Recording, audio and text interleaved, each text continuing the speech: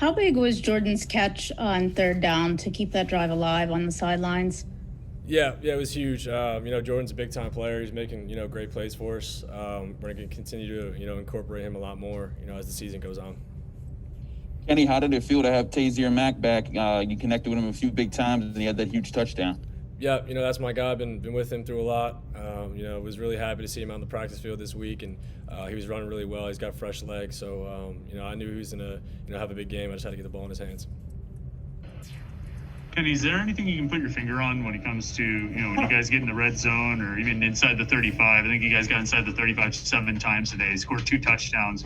Is there anything you see that happens when you guys get closer to the goal line? Is there anything you put your finger on? I think getting behind the sticks early is what hurt us, today. Just off the top of my head, I obviously got to go back and watch it. But, if we could stay ahead of the sticks and be more aggressive, that's where we want to be down there. Kenny, it seemed like there were a couple of times where you had a penalty that really took away a big game. You had a couple drops. Does it feel like there's really only some details that are holding you guys back from having maybe the kind of game you feel like you're capable of having? Right. I think we're, like you said, a few plays away. We try to limit the drops a little bit more, in the pre-snap penalties. What hurt us today, they were doing some things up front, yelling, which had our guys jump a few times, which is illegal. But once we get that squared away, I think we'll really take off. It's just the little details right now, and we're just a few plays away. I'm curious, what's it like to watch your defense go to work? Love watching our defense. They make us better offensively going against them. In practice every day and all camp. Top defense in the country without a doubt. Just having those guys behind us, and we try to go out there and get on guys early, get on top of teams early, so they can go play fast and pin their ears back and do what they do best. So we just want to keep widening the gap throughout the game, let those guys be more aggressive and do what they do best.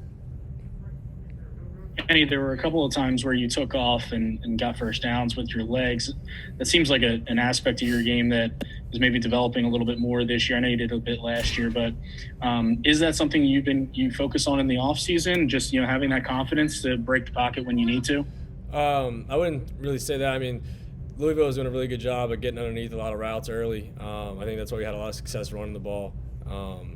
But once I see it clear, and I worked on my speed a lot this offseason, and Coach Stack helped me out a lot when he came in, and just another year of maturity and growth in the weight room, and working speed drills out in the field. So I think that's just an element of my game that can really just keep drives alive and keep us on the field. So it's just something I'll just keep doing. Kenny, how does the loss of Kai Wright and Lucas Krull affect the formations and the personnel you used today against Louisville? Yeah, we're a little banged up today on offense. I've had a few guys down before the game, and then, obviously some guys went down during the game. But it's just more adversity, and it's just things you got to fight through. It's football, it happens. I'm hoping those guys get back as soon as they can. But it definitely alters the game plan and alters what you want to do.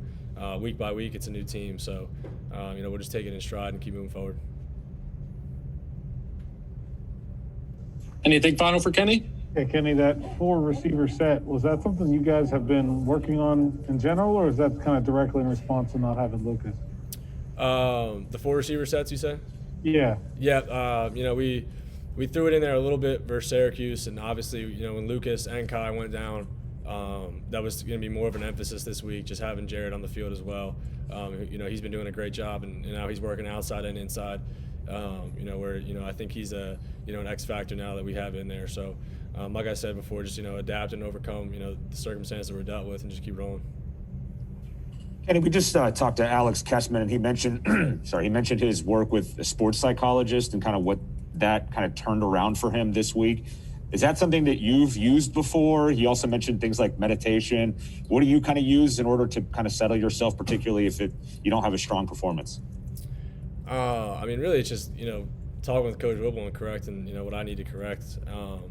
I think that's just the best way to go about it. Coach Whip's been in this profession for a long time, so he's the guy I kind of lean on and for guidance.